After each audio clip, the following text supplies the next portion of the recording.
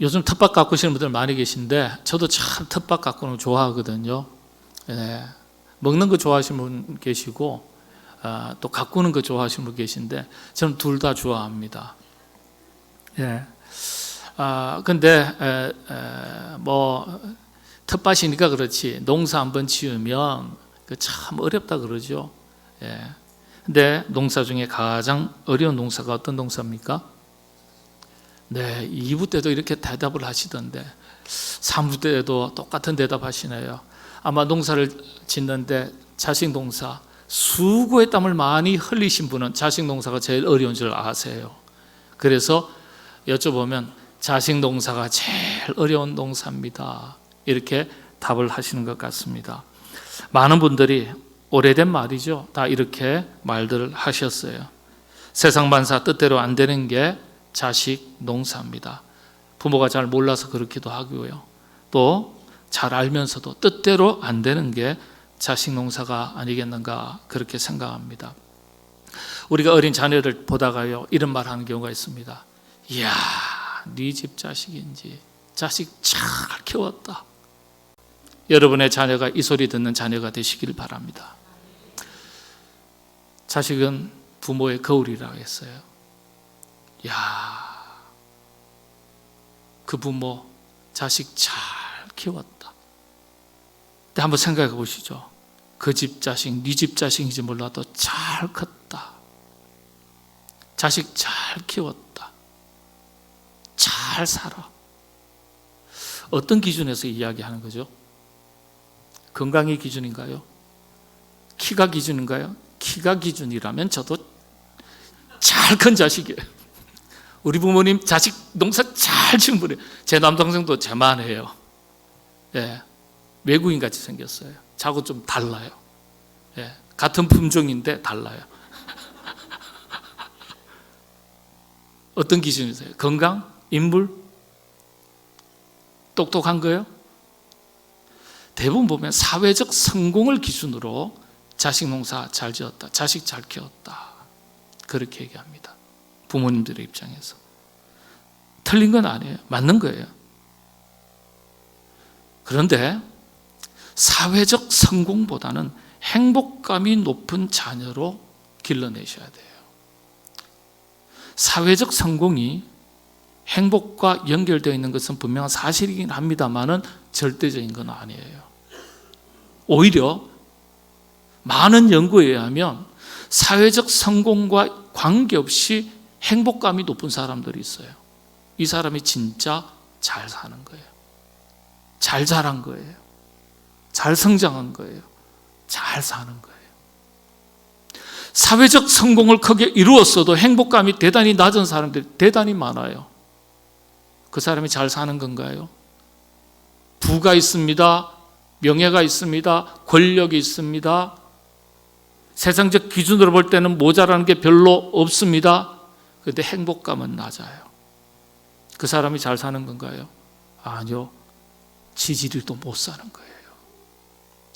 우리는 잘 산다 못 산다 기준을 사회적 성공과 물질적 기준, 때로는 자기 실현의 욕구 중심이라고 그래요. 자기 실현의 욕구. 자기 실현의 욕구 그래요. 이거 중심이에요.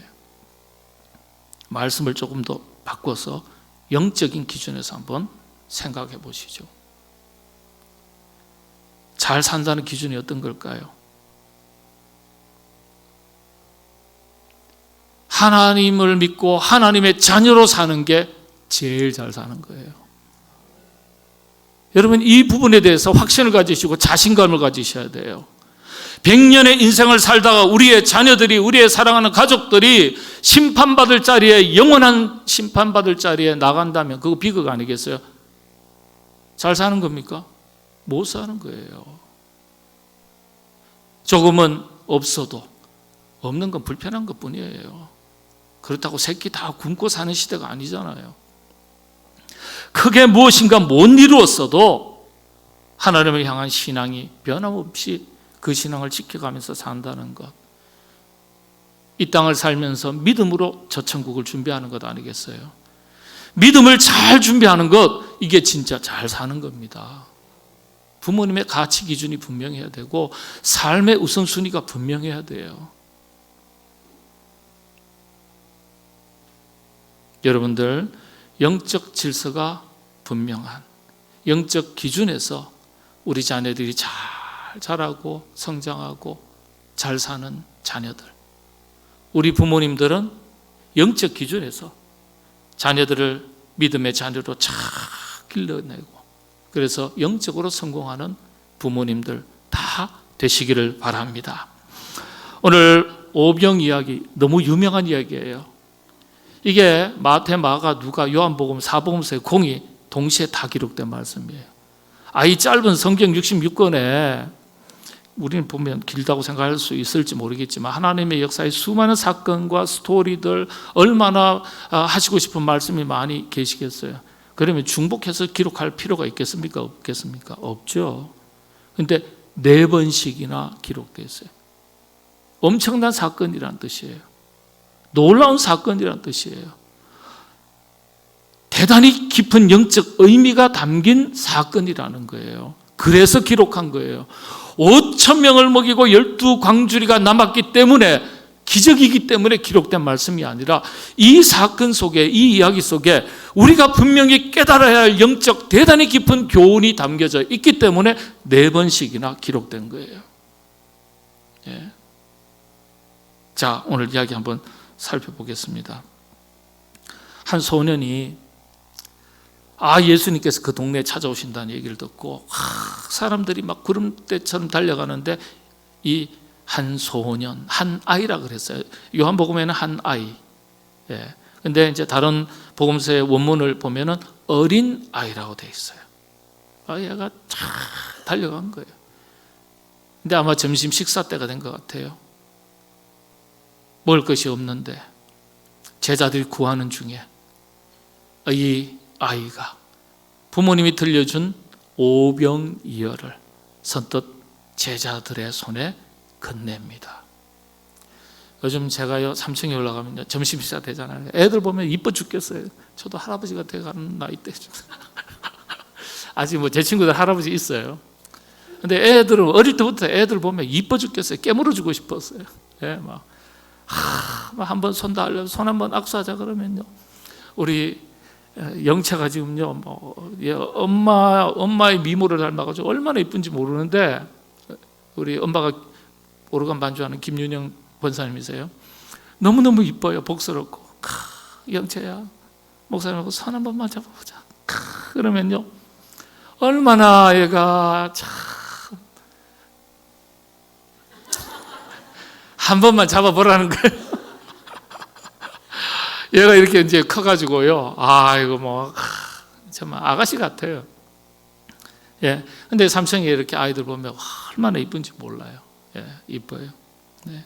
자, 그런데 이 아이들한테 뭐 있으면 목사님 한 개만 줘. 뭐 먹잖아요, 삼성에서. 그러면 목사님 하나만 줘.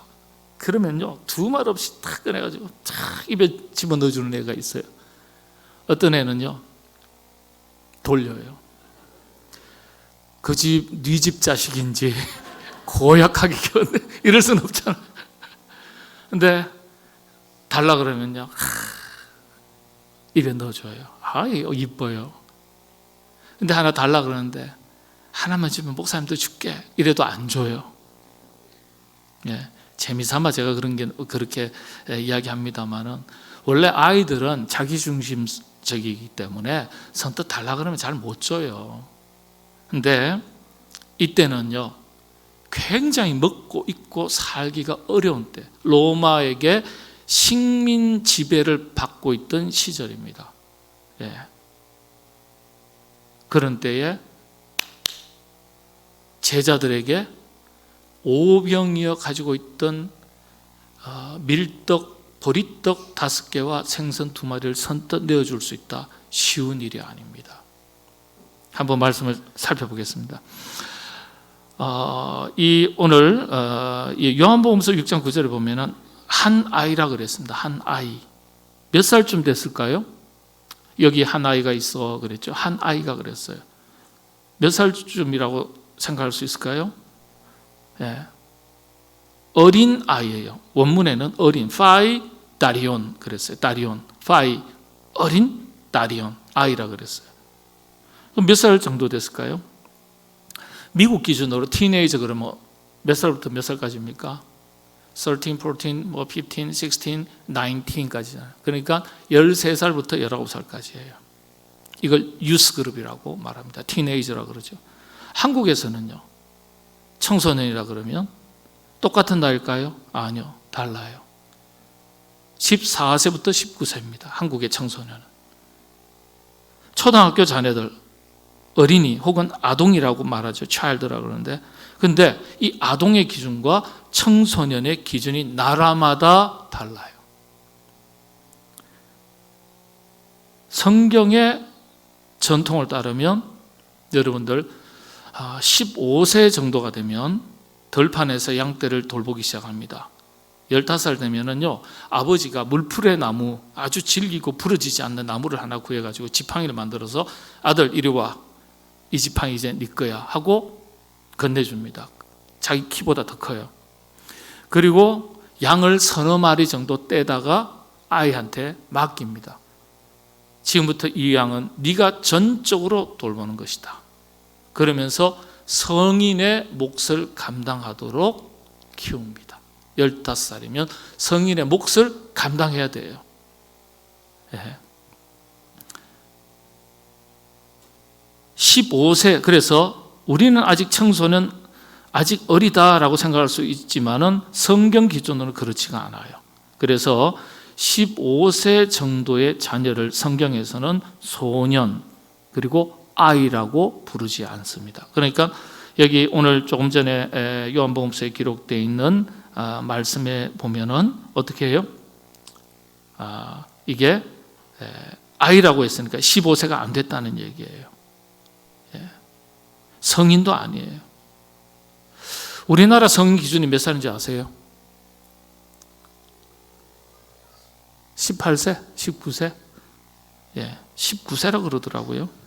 요즘 좀 내려간 것 같기도 하고요. 근데 대부분의 국가에서는 18세죠. 일본은 20세입니다. 대만 20세. 성인 기준이에요. 우즈베키스탄 16세. 이집트는 21세. 영국 스코틀랜드는 16세.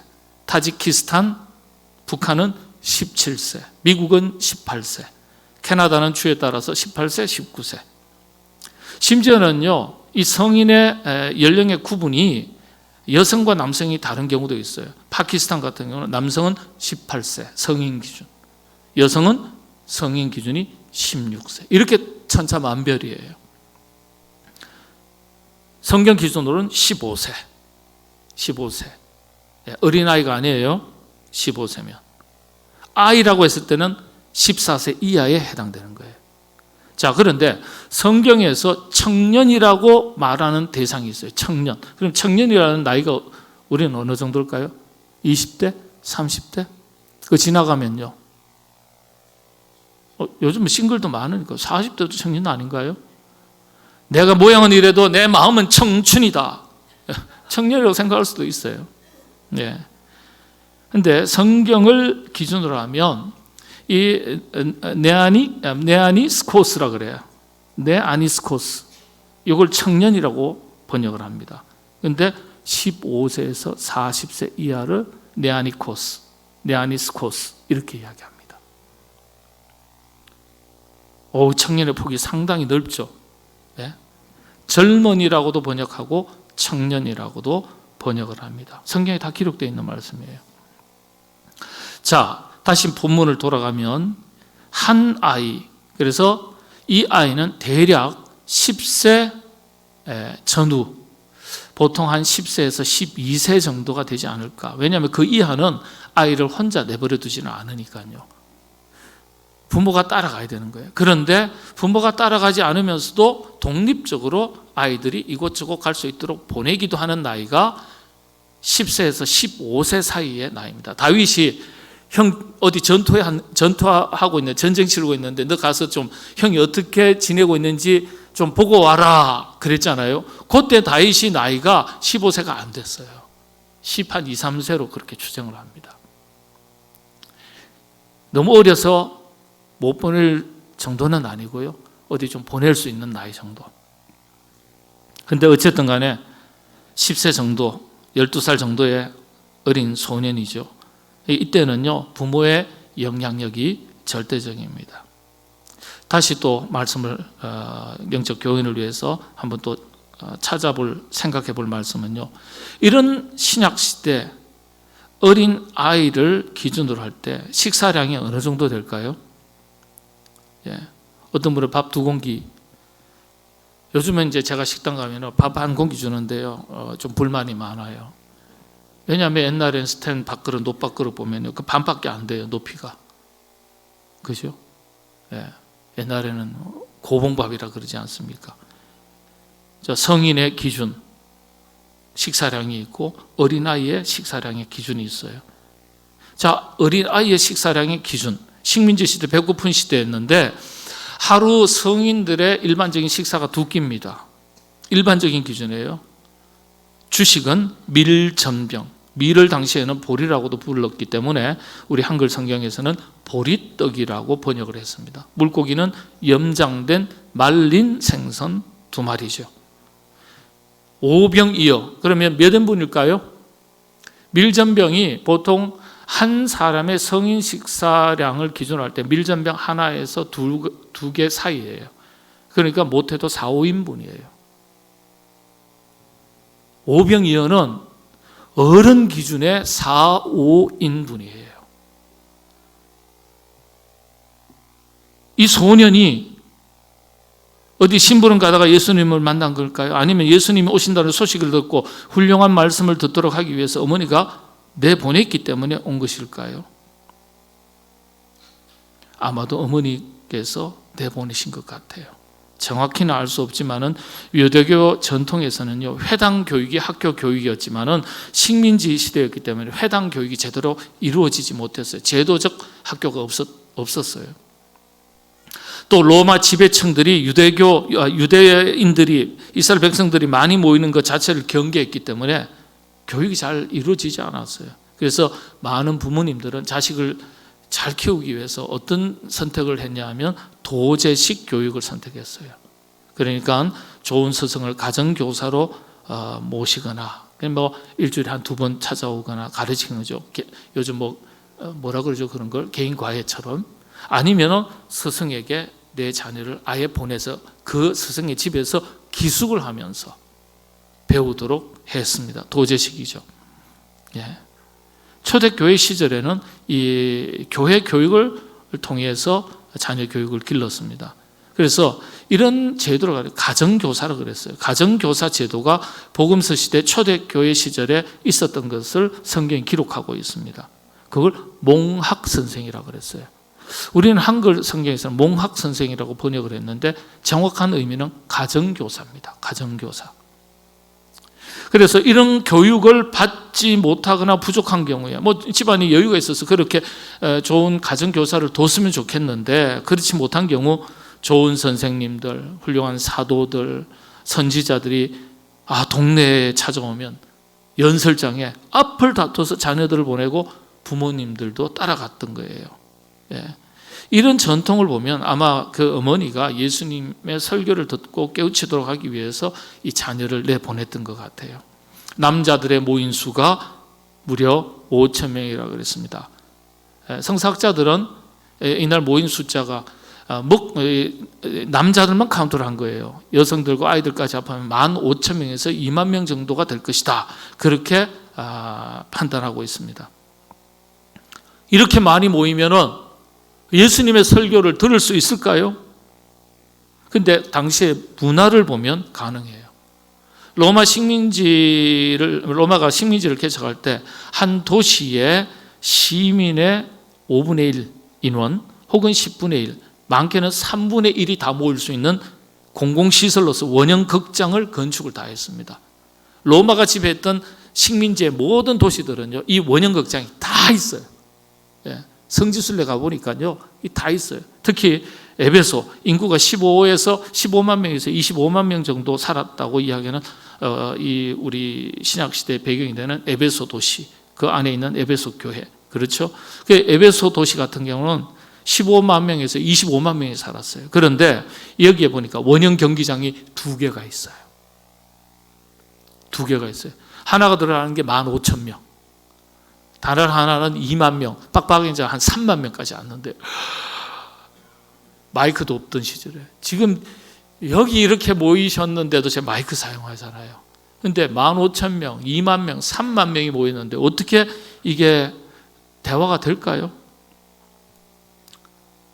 놀랍게도 음향시설은 없었지만은 건축 구조상 무대 중앙에서 말을 하면 전체가 다 들리는 구조를 갖췄어요. 정말 놀라워요.